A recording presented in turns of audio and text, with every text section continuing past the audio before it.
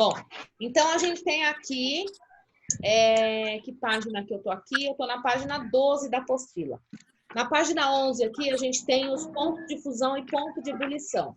Então, quando eu tenho só a água, por exemplo, ela é gelo, enquanto o gelo está derretendo, até tudo virar água, eu tenho esse ponto de fusão, onde tudo, a gente viu no laboratório, a gente colocou o termômetro lá, né, para medir, lembra, dentro do becker, do gelo, até tudo aquilo virar água vai continuar a 0 graus.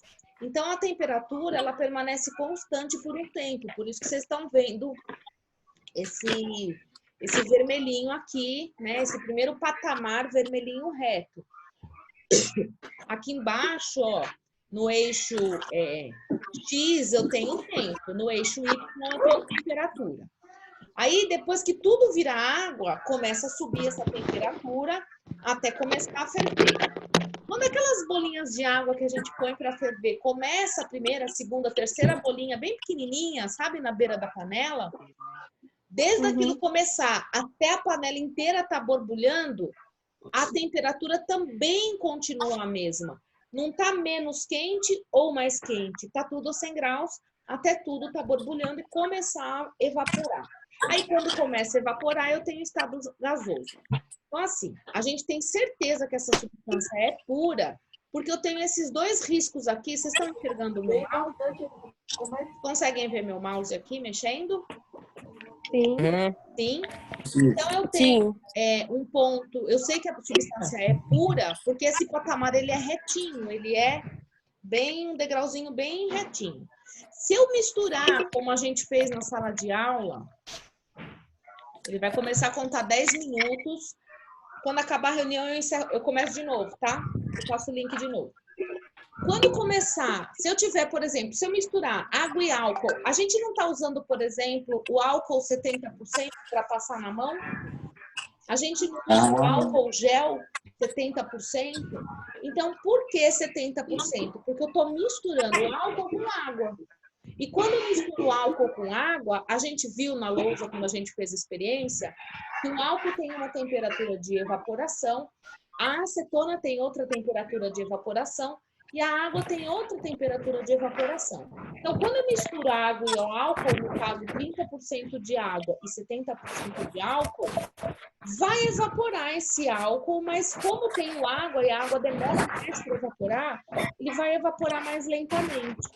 Essa que a gente está usando para o Covid, né, para o corona, esse tempo a mais que a água deixa esse álcool permanecer na mão é o suficiente para matar o vírus.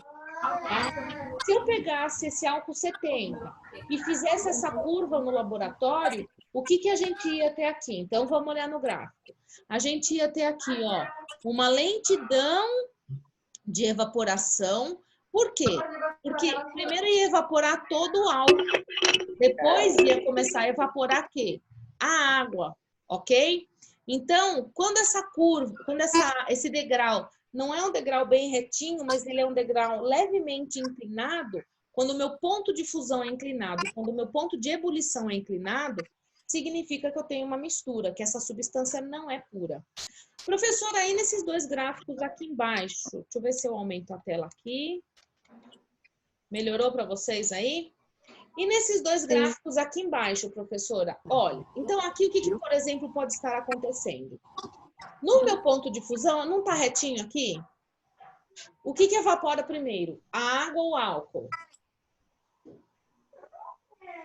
A água. Opa. O álcool, não é? O álcool. O álcool evapora primeiro, né? O álcool. Então, o que vai acontecer aqui, ó? Se está congelado, o que vai acontecer aqui? Aqui misturou tudo. E aqui, ó, ele começou a fazer ebulição do álcool para depois fazer evaporação da água. Então, eu estou vendo que aqui eu tenho uma substância pura e depois eu misturei a água com o álcool. Aqui é o contrário. Eu tenho uma substância que era misturada. Então, se eu misturar a água com álcool, eu vou ter essa onda, essa linha subindo, que não é uma reta.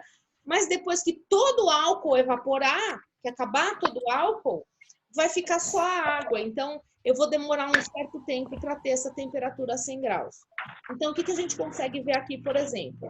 Que aqui a substância era pura, mas aqui ela não estava mais pura. E que aqui a substância era mistura e aqui a substância ficou pura. Tudo bem?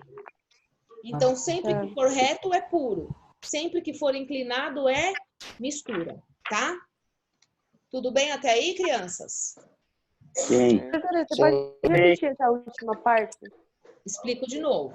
Ó, a gente pode ter algumas substâncias que elas são misturas ou puras. Então, por exemplo, a água do mar, tá?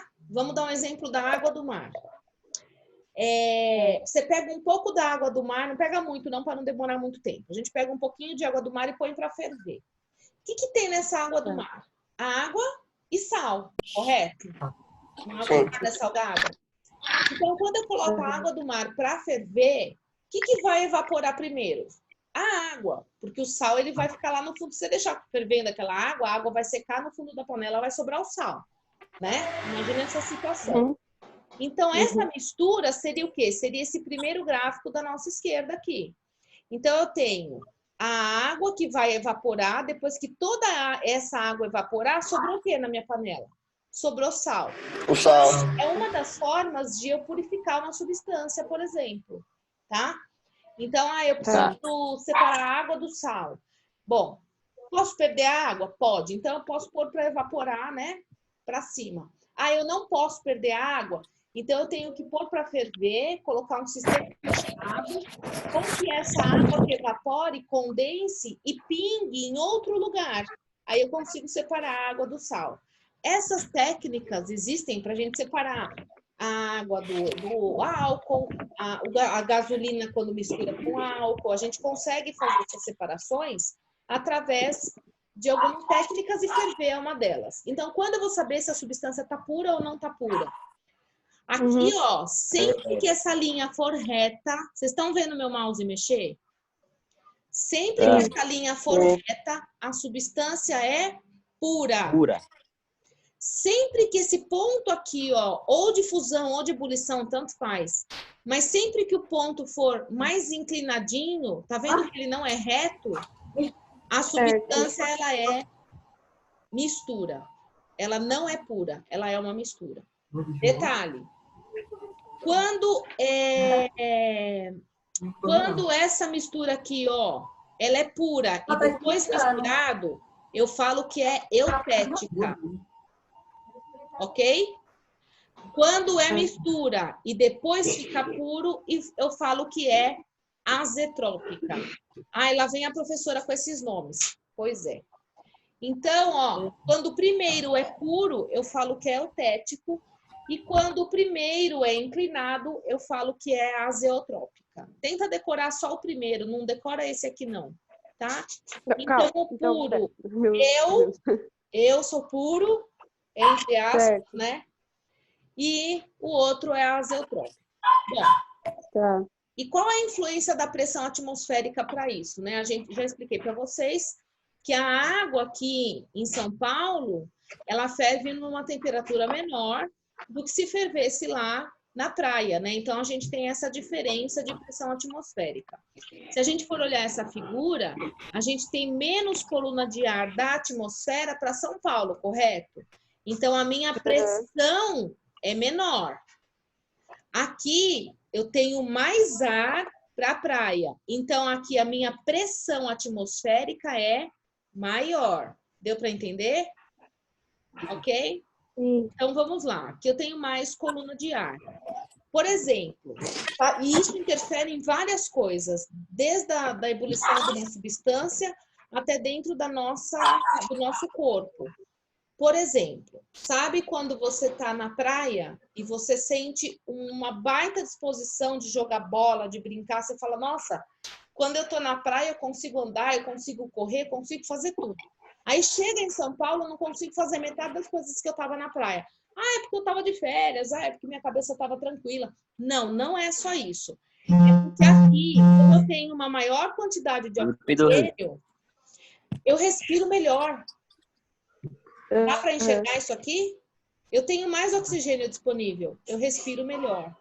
Aqui eu tenho menos oxigênio disponível na minha atmosfera e isso requer com que eu fique com mais dificuldade de respiração e o meu corpo tem que se adaptar, ele tem que colocar mais glóbulos vermelhos para puxarem esse oxigênio, que quem transporta o oxigênio é o glóbulo vermelho, não é? Então, sabe quando, tipo, vai ter um jogo lá no Chile, vai ter um jogo lá Montevidéu, que são países que ficam acima da linha do Equador. O que acontece com esses países? O que acontece com esses países? Como a altitude desse país é muito maior, os jogadores que moram lá têm a quantidade de hemácia para respirar bem. Ok? Já os jogadores que moram aqui não têm a mesma quantidade de hemácias que eles têm lá. Então, quem vai ter um maior desempenho quando o jogo é em outro país? No Brasil ou lá? Os brasileiros ou os chilenos? Os chilenos vão, no jogo, vão ir melhor. Então, por exemplo, quando tem um jogo em outro lugar, o que é aconselhável fazer? O time tem que viajar 2, 3, 4 dias antes para dar tempo do corpo se acostumar na pressão atmosférica e ele conseguir desenvolver um bom desempenho. Gente, eu tenho 1 minuto, vai travar aqui e eu vou chamar de novo, tá? Aguenta aí que eu vou finalizar essa reunião e vou